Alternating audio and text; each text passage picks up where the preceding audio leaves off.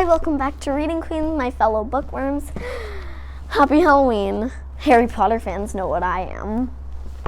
Alright, today is the ending of the Hiddenseek. We're reading chapter 34 to through chapter 36, plus the short epilogue they have. I'm so excited to see how this story is going to end, and I hope you are too. Alright, let's do this. Chapter 34. Oh, it's the Hiddenseek, by the way, if you didn't already guess that. Chapter 34. Holly sprinted away from the woman, from the fountain, and into the woods. She had a sense of what she was looking for. In the witch's memory, she had seen the path Edmund had taken to the cave all those years ago. She broke out of a copse of bushes and planted a foot directly in a shallow stream. Water soaked her shoe. She ran in the creek, splashing her way forward. It ended at the grotto, which looked at just as it had in the memory. Holly rushed inside. The first thing she saw was Edmund. He was standing in the shallow pool, the water just covering his ankles. Lying next to him, face down in the water, was Hector. "Hector!" Holly screamed. She ran to him. She knelt, water seeping into her clothes. She put her hand under his head, lifting his face out of the water. It was pale. She cradled his limp body in her arms. "No!" she cried. "No!" "It's okay," Edmund said. "She'll bring him back. Then we can play some more." Edmund was delusional. He thought his mother was going to use her spell, her curse, whatever it was, to bring Hector back to life.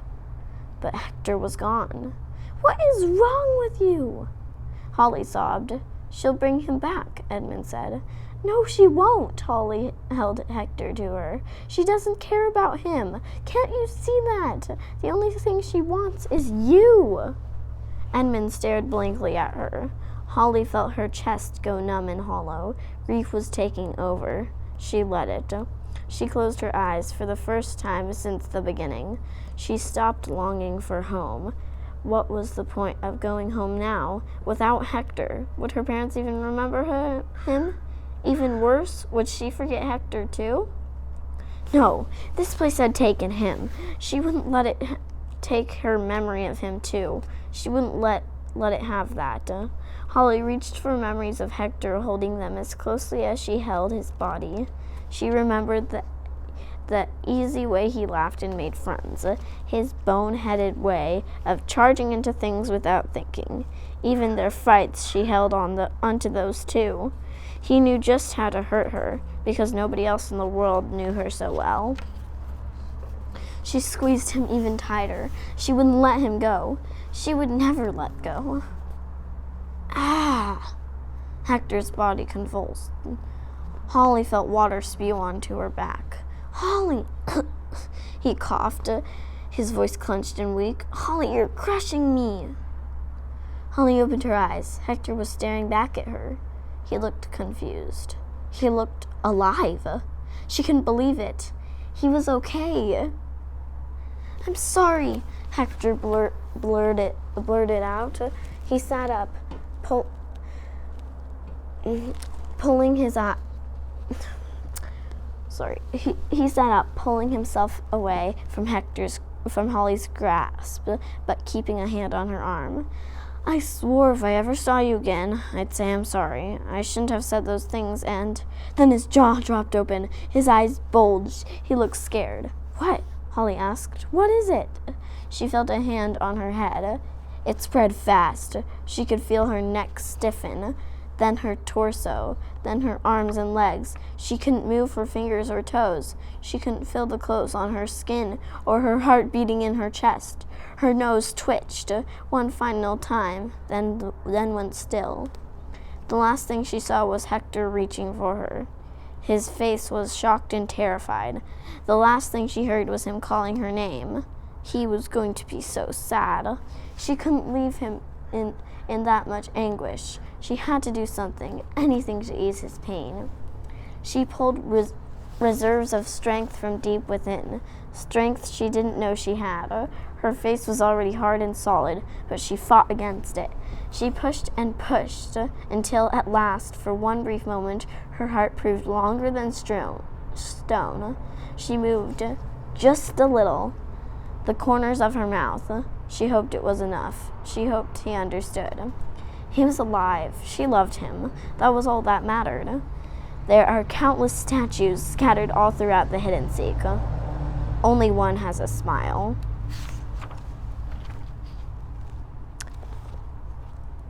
Oh no. Okay. Well, that just happened. Chapter 35.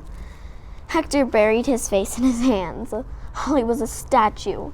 She was a statue, and it was all his fault. He would never forgive himself. Worse, he knew that Holly had, in fact, forgiven him. Of course she had. It was the right thing to do, and she always did what was right. It crumpled up on the floor of the cave. Edmund backed away from her. Hector knew he should probably run, that she would get up soon and turn him to stone too, but none of that mattered to him anymore. He just wanted this all to be over with. "Why did you take me here?" he shouted at Edmund. "Why her? It shouldn't have been her. It should have been you. This is all your fault." Edmund didn't say anything. He leaned against the wall of the grotto, looking lost and confused. "Edmund," said a deep voice from the cave entrance. It was the strange man who had brought them there. Oliver. He ducked into the grotto, reaching out to Edmund with an open hand. "Ollie," Edmund whispered. "Ollie, Ollie, oxen free." "That's right," Oliver said. His voice was measured, like he was trying to keep Edmund calm.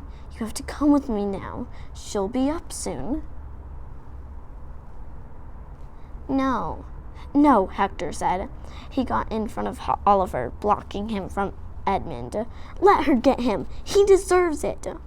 Tears rolled down Hector's face. He knew he was lashing out, that he wasn't thinking straight. He didn't care. Oliver grabbed Hector by the shoulders and moved him out of the way. "Do you think I would allow that to happen?" he said.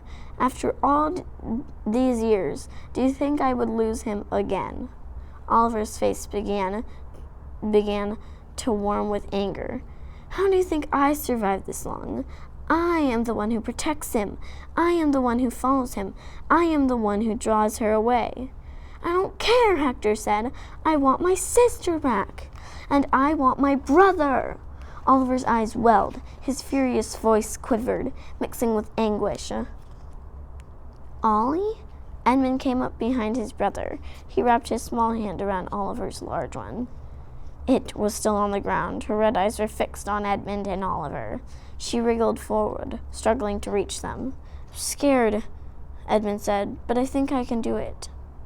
"Do what?" Oliver asked. "What are you talking about?" "I can go to her," Edmund answered. "No," Oliver got on his knees. "You can still play. That's what you want, right?" "I thought so," Edmund said. He looked at the statue of Holly, then to the woman in black. "But now I think she needs me." "I don't know what will happen," Oliver said. "If I let her catch you, you might not come back." "What if you come with me?" Edmund asked. "Will you?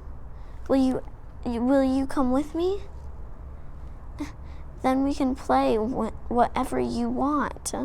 He smiled hopefully. "I promise." Oliver closed his eyes. He took a deep breath, his chest swelling. Then he let it go. "Of course," he said. "We'll go together."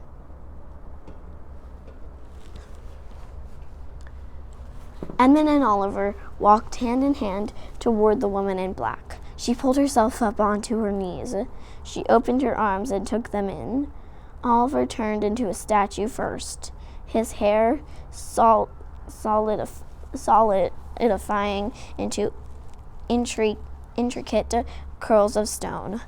Next was Edmund, his eyes closed, a look of peace etched on his face. And last was the woman in black. The darkness melted off her, running like ink, revealing a dress of purest white. The red light in her eyes dimmed and blinked out, revealing human eyes overflowing with relief. The gray stone began forming at her feet, inching up, covering her legs, her waist. She clutched her children close, holding them as her arms stiffened. She bent her head, her sons clasped to her in a never-ending embrace. Hector was all alone. He could hear the sounds of forest creatures stirring outside, the wind brushing the trees. He was the last one left in the Hiddenseek. He had no idea what to do. What would Holly do? Hector wondered how long he'd been asking himself that. Probably forever. Holly would find the way home. She'd never give up until she found it. That's what she would do. Hector would try. He'd go look for the way home, but first he had to do one last thing. Hector would try. He'd go look for the way home, but first he had to do one last thing. I think I already said that. He waded back into the water and took his sister's hand. Her fingers were coarse and petrified, but oddly they felt warm. There was so much he wanted to say, but words didn't seem like enough. He couldn't possibly say everything he was feeling, how much he would miss her, or how much regret he had. Goodbye, Holly. He leaned his head against hers and squeezed her hand one final time. Her hand squeezed back. Their hands clasped, their fingers locking together. Color and life returned to Holly's body, spreading like sunlight, breaking over the horizon. Soon the last of the gray drained away. The hint of a smile on her face never wavered, though. A spark of joy had settled deep inside her and wouldn't be moved. Hey, she said, let's go home.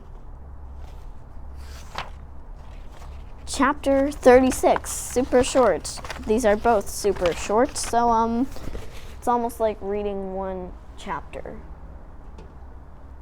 So yeah, alright. Chapter 36. Holly led Hector out of the cave. The ground was wet.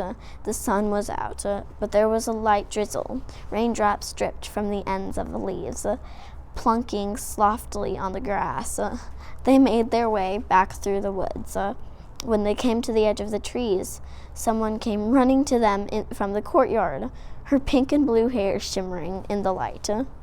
Holly, Hector! Petunia wrapped them in an embrace, so fierce she almost brought them to the ground. Petunia, Holly said, you're okay. Petunia grinned, bobbing her head up and down in a yes. Someone came out the back door of the manor house. It was George. George! Holly called to him. He saw them and waved, and they all ran to meet one another at the fountain. What happened? George asked. How am I not a statue anymore? Long story short, Holly smiled, it found what she was looking for. They all peered into the mountain. The fog was even more agitated, spinning and churning as if inside a blender. Then the fog rose. It swirled out of the fountain like a cyclone. It expanded, growing wider and wider. What's happening? Hector backed away. It's okay. Holly grabbed his hand. The fog spread out, curling around them. The fountain, the hedges, even the manor, all became blurry, wavering like a mirage. Everything before them began to dissipate, drifting away, piece by piece. What was it like? Hector asked. He had to raise his voice to be heard over the sudden rush of wind. What was what like? Holly replied. Being a statue. Oh, she said. Like nothing. Like being asleep.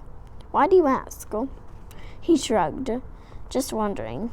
You realize I'm the only one who didn't get caught. You know what that means, right? No, Holly said. What does that mean? Hector smiled. I won. They laughed. The fog filled Holly's vision until it until all she could see. Until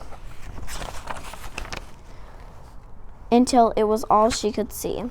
She felt as if she were caught in the eye of the storm. Images whirled and flashed in front of her eyes. For a moment, she thought she could still see the forest. It was hazy, like a memory, like a dream. 3 figures ran through the trees, a mother with black hair and a light, musical laugh. 2 little boys, one with blonde hair, one with brown. They were playing a game, all their kids forgotten, lost in their own world. Epilogue. You guys really want to play this? Mom held the board game in her hand. Memory? Marco smirked. An inside joke. But yeah, let's play. They gathered around the coffee table in the living room. Max had an arm down to his elbow in a bag of chips. Hector was doodling on a piece of paper, killing time until they started. Dad was in the kitchen finishing the dishes. I go first, Dad yelled from the sink. Oldest always goes first. Holly's phone vibrated. Someone had sent another message on the group text. Petunia. Movie? Holly texted back. Can't. Family night. George. Don't let Hector cheat. Petunia. Have fun. How about tomorrow? Everyone in? Holly. Yes. George. Bring your brothers. Holly, Mom said. Put your phone away. You can talk to your friends later. Holly tucked it in her pocket. Dad came in and took a seat on the floor. Mom slid the top of the box and started setting everything up. Hector scooted over, and Holly sat down next to him. She looked to see what he was drawing. It was a half-formed object, maybe a leg, maybe the wing of an airplane. What are you drawing? She asked. Don't know yet, he said. It's your turn. He held the pencil to her. She smiled and took it. This was still her favorite game. All right, that was the end of Hiddenseek. Crazy. I hope you liked it. But I kind of found. Okay, why isn't Javier there? Cause I don't know. Is he still stone, or did everyone come back to stone? But what about the people that were there a long time ago? I see room for a sequel. I don't think there is a sequel, but I see room for one. Anyways, I hope you liked it. If you did, make sure you like, subscribe, turn on notifications maybe, and share to your friends for more awesome videos like this. Bye!